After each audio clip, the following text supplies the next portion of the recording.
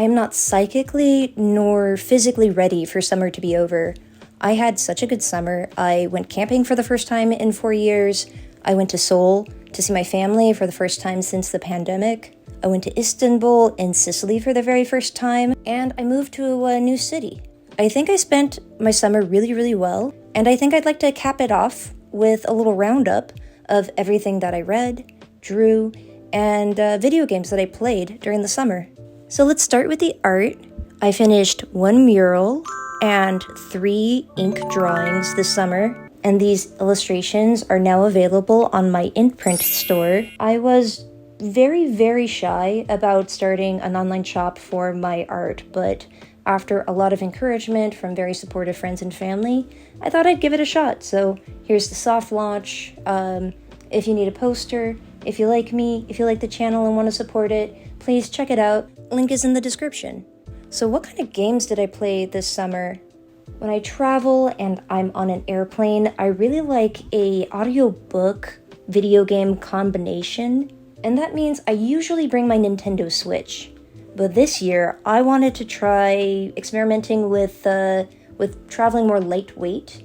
That way I would have more room for my tchotchkes, my knickknacks, my souvenirs, my little treats for myself. So I left the Nintendo at home, and I experimented with just playing games on my iPhone. So first off, I played Gris, and I surprised myself. Usually, I do not like games with like a lot of reflex-based challenges, but the art, the music, the vibes were perfect. It sucked me in, and I played the entire thing on a single plane ride.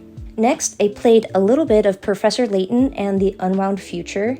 The way I like to play Professor Layton games is I like to play it for maybe like 20 minutes at a time, and then I put it away because, I'm not really a brainiac, and that much constant puzzle solving and riddle solving, it makes me a little sleepy. If I follow the schedule of picking it up, playing it for 20 minutes, putting it away for a few months, picking it up again, I'm on track to finishing this game in like 10 years. I tried Spiritfarer for iPad, and I really liked it, but I got kind of burnt out. The pacing's a little slow, and once I kind of like got where the game was going, I didn't really feel a huge need to finish it. Next, I tried Oxenfree for iPhone, and the controls for iPhone, terrible, just awful. I got so frustrated that I put it away and didn't pick it up again for the rest of my summer. Now that it is spooky season, I might try again on like a proper like gaming system, so either my Nintendo Switch or like a PC, but definitely never on the iPhone again. After that, I tried 12 minutes, and like Oxenfree, the controls on iPhone were really frustrating. But I love time loop movies. They're my favorite sci-fi trope, and I was convinced that I could break out of the time loop. I could solve the time loop in 12 minutes. That did not happen. I made it to level 4, I think, got frustrated, looked up a spoiler walkthrough to figure out where it was going. And honestly, I do not feel bad about quitting when I did. That twist was very twisty, and I don't think I would have ever gotten it in like a million years. So let's talk about books I read. I finished 14 books this summer, but I did not finish a very comically large amount. I did not finish 20 books. Some of this was lack of interest, some of this was just the timing was wrong. I was super busy, I was running around, I didn't have the downtime that I'm used to, so a lot of these books might be things that I retry in the future. I had a lot of 5-star reads this summer, starting with The Master and Margarita, a book that I read for my Russian book club, and I liked it so much that I have a dedicated review video of it on my channel. Other 5-star reads are Big Swiss, The Pisces, The Idiot, Chlorine, and finally, the sad girl book that started them all, The Bell Jar.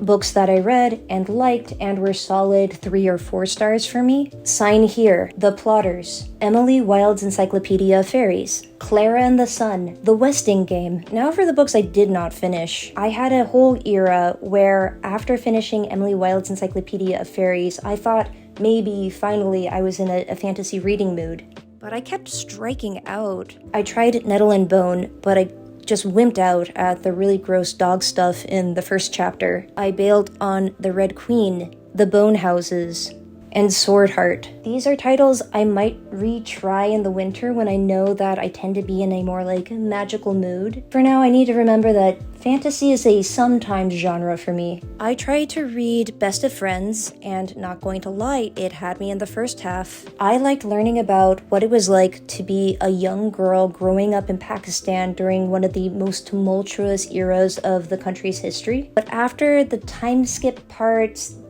their time in the UK didn't interest me as much, and it felt a little too unironically pro-girl boss corporate feminism for me, and I just lost interest. I found the overly girly character in When We Lost Our Heads just too insufferable to continue. Sometimes annoying characters are entertaining, but not this time, not this time. I read Disorientation, and I think it was a victim of timing. I had just finished I Want to Die But I Want to Eat Tteokbokki, The Pisces, The Idiot, and The Bell Jar.